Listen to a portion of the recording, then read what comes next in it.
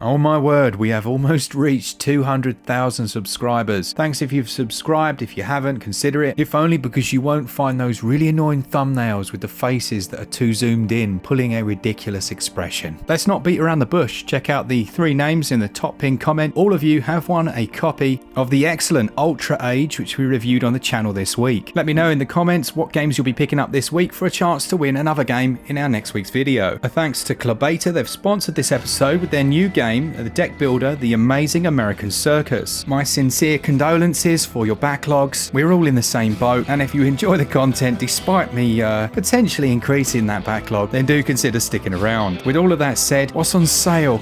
Ay caramba, let's find out.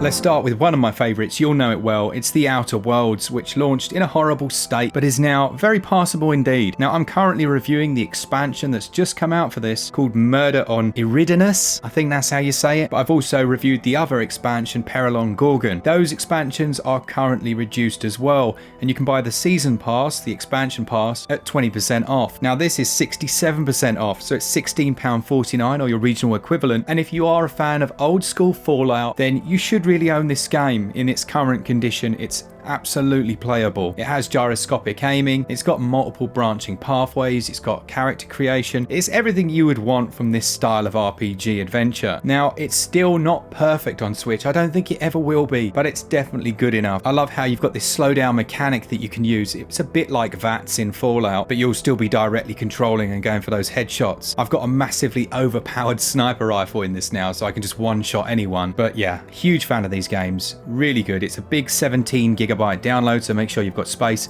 and that sale goes on until October the 8th. The Amazing American Circus is a really interesting take on the deck builder. It brings a unique blend of RPG, tycoon, and a card game. You have to build up a deck of cards, improve your troops' stats, and then manage your circus camp. You'll be unlocking new wagons to gain access to new skills, buffs, and items. Rather than battling against monsters and hordes of enemies, you'll be fighting against the indifference of the audience.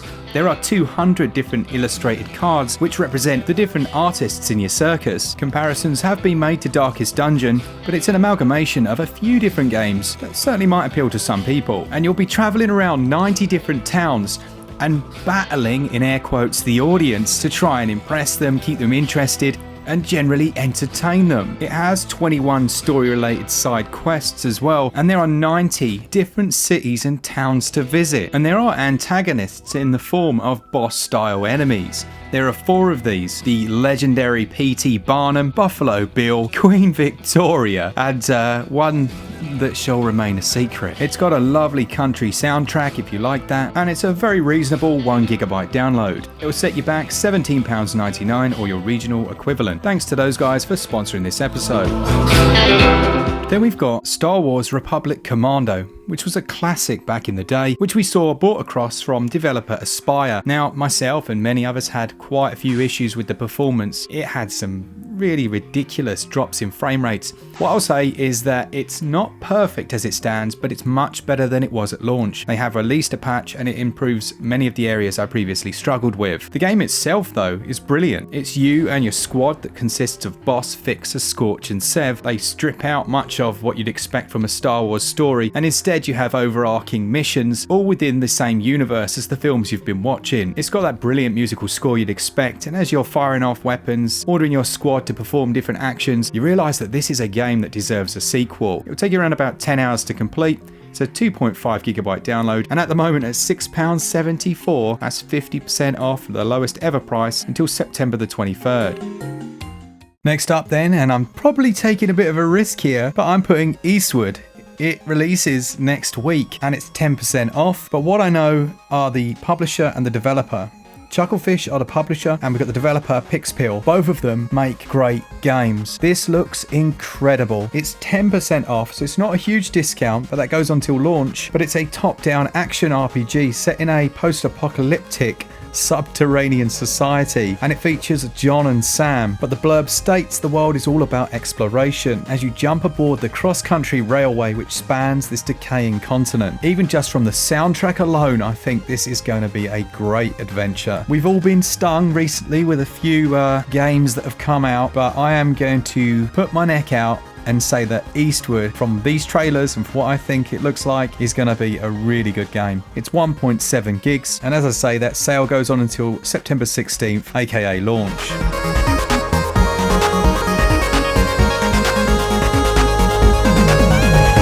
Here's one that I played through that I'd say it was, if I was going to give it scores, you'd be looking at maybe like 65-70%-ish. It's got some really nice ideas, but there are a few real clunky aspects to it. But that being said, there's still a really nice experience in there, and that's Beautiful Desolation. It released to little or no fanfare, but it's a role-playing adventure strategy game, and I think this is going to be my hidden gem for the week, but under the proviso that it's bought at a sale price. It's a post-apocalyptic African sci-fi adventure story. It feels to me like an old-school PC adventure game. You remember things like Future Wars, things like that. They weren't the most polished, but at the core of it, there was a really good story to tell. There's a bit of puzzle solving to do here. It has a classic style isometric 2D art that's all hand painted, and it does include a free digital art book and soundtrack. That's 50% off, and the sale goes on until September the 27th.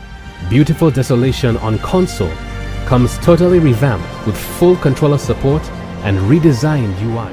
If you're after something completely off the wall that maybe you haven't considered before, then look at the Spectrum Retreat. This reminded me a bit of Portal, but it has a strange Groundhog Day mechanic, whereby you wake up in this hotel and there's no one there, and you split your time between that world and this almost gamified puzzle world that really does have some Portal vibes about it. It's quite a nice looking game, this, and it has a very cool story. It's not going to take you very long. It's about 5 or 6 hours, and it has a 3.3 gigabyte download, but we do have a full review of it as well if you want to check it out. But for £3.99 at 60% off, it's definitely worth that. That sale goes on until September the 24th.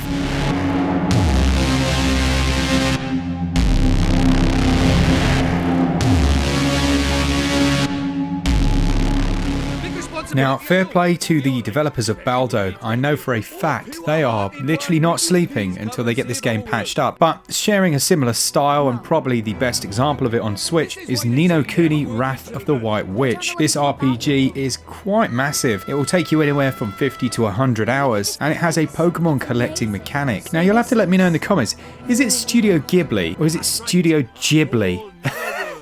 GH is generally a G sound, surely. But yeah, you'll have to let me know. Maybe it's just different in the UK. The sequel of this game comes out next week, so I mean, it's a great time to pick it up if you're in the US regions or you know how to use a different account. And while it gets a bit grindy towards the end, it's very good. It tells a decent story, and it will set you nicely for the next game. That sale goes on until September the 24th, and it's a 5.7 gigabyte download.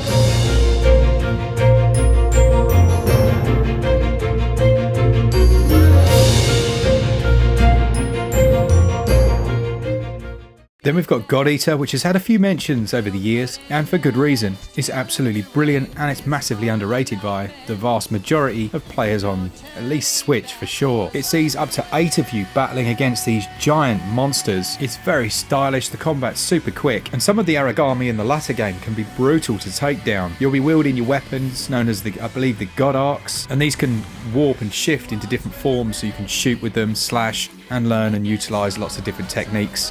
It's a little bit more acrobatic than the old school Monster Hunters, but if you've worked your way through Rise and you're looking for something new, then consider this one from Bandai Namco. It's 14.8 gigs to download, quite a huge game to complete, and that sale goes on at 80% off until September the 24th.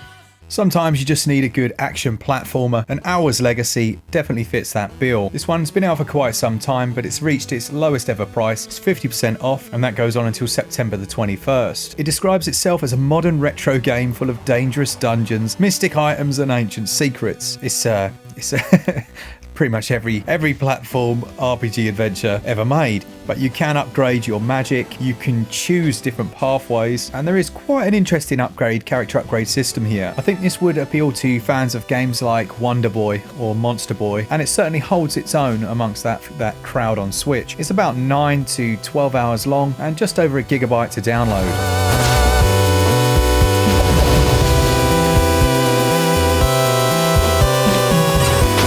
Next up, and one of the most addictive games I think I've ever played. It won't be for most of you, but for some of you, you're going to love it. It's Prison Architect. This one's 80% off, that's $5.99. And as the title suggests, you'll be designing, managing, and running your own prisons. They range from smaller, safer ones to supermax, and you control every single detail of life within your prison. You can crack down on contraband and smuggling and the gang warfare, or you can be a little bit more lenient, but you have to be really careful as full-on riots will take place. There's loads of different DLCs available as well if you get into it, and I promise you, if this gets its hooks into you, oh, it's over.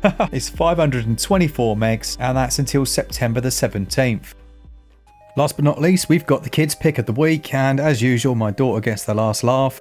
She always gets the last laugh. We got Blossom Tales, The Sleeping King, and it's £3.37. That's 75% off. She's thoroughly enjoyed it. I believe she actually played it on a different platform than the Switch. I could be wrong there. It all seems to blend into one these days. But you're looking at old school, top-down Zelda styles, 15 hours of gameplay, HD Rumble support, 5 excellent dungeons, a really nice soundtrack, and just this bright, colourful world. If you're one of the ones like myself really looking forward to Eastwood, you owe it to yourself to add this to your collection as well. 436 megabytes, and that goes on until October the 7th. So that's it for this week. Another great week of sales, some good games to pick up here, but man, there's some greatness coming next week. Thanks to Commando for sponsoring this episode, and to all of you who watch our content and for some reason seem to keep subscribing. We really do appreciate it. To our patrons, you guys are awesome, and as always, for all things Switch, all the time, keep it Switch up. Cheers guys, see ya!